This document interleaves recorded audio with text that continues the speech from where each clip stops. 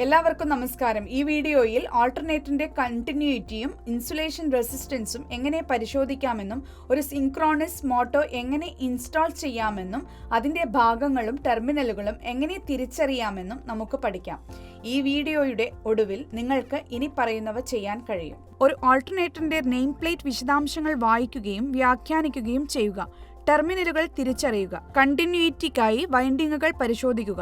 Starter, rotor വൈൻഡിങ്ങുകൾക്കിടയിലെയും വൈൻഡിങ്ങുകൾക്കും ഓൾട്ടർനേറ്ററുകൾക്കും ഇടയിലെയും insulation resistance പരിശോധിക്കുക. നൽകിയിരിക്കുന്ന സിങ്ക്രോണസ് മോട്ടറിന്റെ നെയിം പ്ലേറ്റ് വിശദാംശങ്ങൾ റീഡ് ആൻഡ് ഇന്റർപ്രറ്റ് ചെയ്യുകയും ചെയ്യുക. ബേസ് ഫ്രെയിം മൗണ്ട് ചെയ്യാനുള്ള ടെംപ്ലേറ്റ് അളവുകൾ ട്രാൻസ്ഫർ ചെയ്യുകയും നിർമ്മിക്കുകയും അതിന്റെ ഭാഗങ്ങളും ടെർമിനലുകളും തിരിച്ചറിയുകയും ചെയ്യുക. ഈ പ്രാക്ടിക്കലിന് ആവശ്യമായ ടൂൾസ്, എക്യുപ്മെന്റുകൾ, മെഷീനറി എന്നിവ നമുക്ക് തയ്യാറാക്കാം. Spanner set, megger, 3-phase alternator, PVC ഇൻസുലേഷനുള്ള copper wire, insulation tape, test lamp, travel spirit level പോലുള്ള machinery tools, electric drilling machine, electrician tool kit, 3-phase synchronous motor starter ഉള്ളത്, DC സോഴ്സ് അല്ലെങ്കിൽ rectifier, TPIC switch, DPIC switch, field rheostat,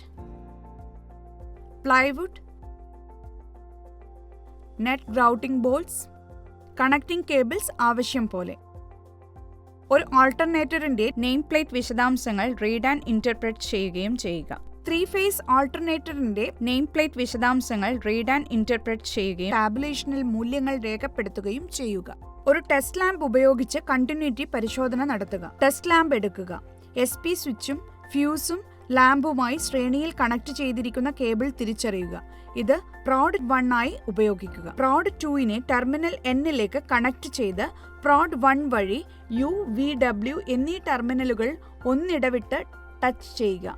ലാമ്പിന്റെ അവസ്ഥ നിരീക്ഷിച്ച് ടാബുലേഷനിൽ രേഖപ്പെടുത്തുക. Test ലാമ്പിൽ face wire പ്രോഡ് 1 ആയി തിരിച്ചറിയണം. കൂടാതെ സ്വിച്ചും ഫ്യൂസും വഴി ടെസ്റ്റ് ലാമ്പിലേക്ക് കണക്ട് ചെയ്യണം. ഫേസ് വയർ ഓൾട്ടർനേറ്ററിന്റെ ബോഡിയിലോ ഫ്രെയിമിലോ തൊടാതിരിക്കാൻ ശ്രദ്ധിക്കണം. AC സപ്ലൈ ഉപയോഗിച്ച് പരിശോധിക്കുമ്പോൾ ഒരു ടെർമിനലും തൊടരുത്. F1നും F2നും ഇടയിലുള്ള കണ്ടിന്യൂറ്റി പരിശോധിക്കുക. കണ്ടെത്തൽ ടാബുലേഷനിൽ രേഖപ്പെടുത്തുക. വൈൻഡിങ്ങുകൾക്കിടയിലുള്ള ഇൻസുലേഷൻ റെസിസ്റ്റൻസ് അളക്കുക. മെഗ്ഗറിന്റെ ഒരു പ്രോഡ് UVW എന്നീ ടെർമിനലുകളിൽ ഏതെങ്കിലും ഒന്നിലേക്കും മറ്റേ പ്രോഡ് ടെർമിനൽ F1ലേക്കും അല്ലെങ്കിൽ F2ലേക്കും കണക്ട് ചെയ്യുക. നിങ്ങൾക്ക് UVW ടെർമിനലുകളിൽ ഏതെങ്കിലും ഒന്നിലേക്ക് കണക്ട് ചെയ്യാനാകും. കാരണം അവയ്ക്കെല്ലാം നേരത്തെ തിട്ടപ്പെടുത്തുന്നത് പോലെ കണ്ടിന്യൂറ്റി ഉണ്ട്. മെഗ്ഗറിനെ അതിന്റെ റേറ്റ് ചെയ്ത വേഗതയിൽ റൊട്ടേറ്റ് ചെയ്യുക. ഇൻസുലേഷൻ വാല്യൂ അളന്നിട്ട് അതിന്റെ ടാബുലേഷനിൽ രേഖപ്പെടുത്തുക. അളന്ന വാല്യൂ 1 മെഗാഹോമിൽ കുറവായിരിക്കരുത്.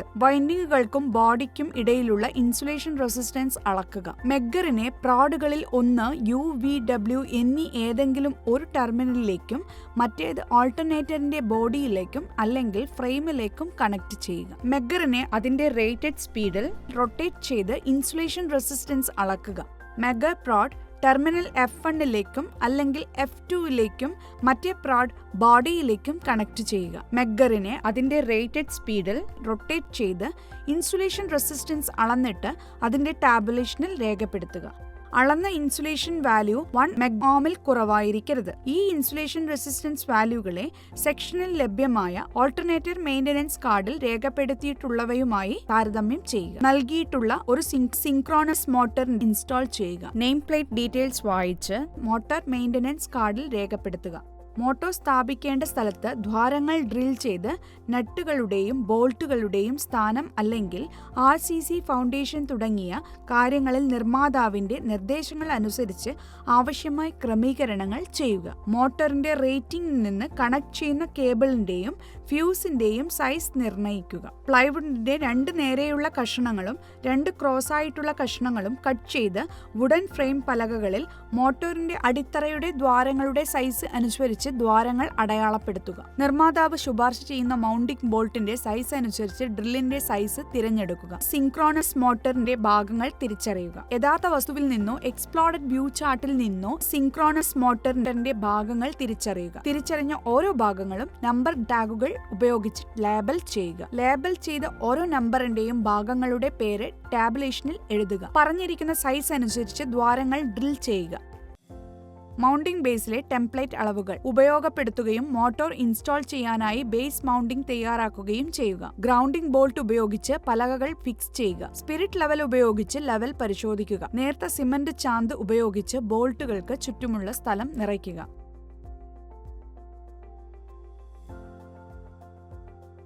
അത് 8 മുതൽ 12 വരെ മണിക്കൂർ ഉറയ്ക്കാൻ അനുവദിക്കുക. തുടർന്ന് ടെംപ്ലേറ്റ് പലകകൾ നീക്കം ചെയ്യുക. കുറഞ്ഞത് 2 ദിവസം സിമന്റ് ചാന്ത് വെള്ളം നനച്ച് ക്യൂർ ചെയ്യുക. വൃത്തിയായി പ്ലാസ്റ്റർ ചെയ്ത് ഉപരിതലം പൂർത്തിയാക്കുക. നിർമ്മാതാവിന്റെ നിർദ്ദേശം അനുസരിച്ച് സ്പ്രിംഗ് വാഷറുകൾ പോലുള്ള വൈബ്രേഷൻ അറസ്റ്റിംഗ് ഡിവൈസുകൾ ഉൾപ്പെടുത്തുക. മോട്ടോർ ഇൻസ്റ്റാൾ ചെയ്ത് നട്ടുകൾ ഉപയോഗിച്ച് ഫിക്സ് ചെയ്യുക. IE ചട്ടങ്ങളും IS ശുപാർശകളും അനുസൃതമായി ഇരട്ട എർത്തിംഗ് ഉണ്ടാക്കുക. വൈൻഡിങ്ങുകളുടെ കണ്ടിന്യൂറ്റി പരിശോധിക്കുക. ഗ്രൗണ്ടിങ്ങിന്റെ ഫലപ്രാപ്തിയും പരിശോധിക്കുക. വൈബ്രേഷനുകൾ ഇല്ലാത്ത സുഗമമായ ഓട്ടം പരിശോധിക്കാൻ സ്റ്റാർട്ടർ അല്ലെങ്കിൽ സ്വിച്ചും ഫ്യൂസും ഉള്ള മോട്ടോർ സപ്ലൈയിലേക്ക് താൽക്കാലികമായി കണക്ട് ചെയ്യുക. ഒരു ആൾട്ടർനേറ്ററിന്റെ കണ്ടിന്യൂറ്റിയും ഇൻസുലേഷൻ റെസിസ്റ്റൻസും എങ്ങനെ പരിശോധിക്കാമെന്നും ഒരു സിൻക്രോണസ് മോട്ടോർ എങ്ങനെ ഇൻസ്റ്റാൾ ചെയ്യാമെന്നും അതിന്റെ ഭാഗങ്ങളും ടെർമിനലുകളും എങ്ങനെ തിരിച്ചറിയാമെന്നും ഉള്ളതിനെക്കുറിച്ചുള്ള പരിശീലനം ഇതോടെ അവസാനിക്കുന്നു. ഇപ്പോൾ നിങ്ങൾക്ക് ഇനി പറയുന്നവ ചെയ്യാൻ കഴിയുമെന്ന് പ്രതീക്ഷിക്കുന്നു. ഒരു ആൾട്ടർനേറ്ററിന്റെ നെയിം പ്ലേറ്റ് വിശദാംശങ്ങൾ വായിക്കുകയും വ്യാഖ്യാനിക്കുകയും ടെർമിനലുകൾ തിരിച്ചറിയുകയും കണ്ടിന്യൂറ്റിക്കായി വൈൻഡിങ്ങുകൾ പരിശോധിക്കുകയും സ്റ്റാർട്ടർ റോട്ടർ വൈൻഡിങ്ങുകൾക്കിടയിലെയും വൈൻഡിങ്ങുകൾക്കും ഓൾട്ടർനേറ്റർ ഫ്രെയിമുകളുടെ ഇടയിലെയും ഇൻസുലേഷൻ റെസിസ്റ്റൻസ് പരിശോധിക്കുകയും ചെയ്യുക. നൽകിയിരിക്കുന്ന സിൻക്രോണസ് മോട്ടറിന്റെ നെയിം പ്ലേറ്റ് വിശദാംശങ്ങൾ റീഡ് ആൻഡ് ഇന്റർപ്രറ്റ് ചെയ്യുകയും ചെയ്യുക. ബേസ് ഫ്രെയിം മൗണ്ട് ചെയ്യാനുള്ള ടെംപ്ലേറ്റ് അളവുകൾ ട്രാൻസ്ഫർ ചെയ്യുകയും നിർമ്മിക്കുകയും അതിന്റെ ഭാഗങ്ങളും ടെർമിനലുകളും തിരിച്ചറിയുകയും ചെയ്യുക. നന്ദി. അടുത്ത പരിശീലനത്തിൽ വീണ്ടും കാണാം.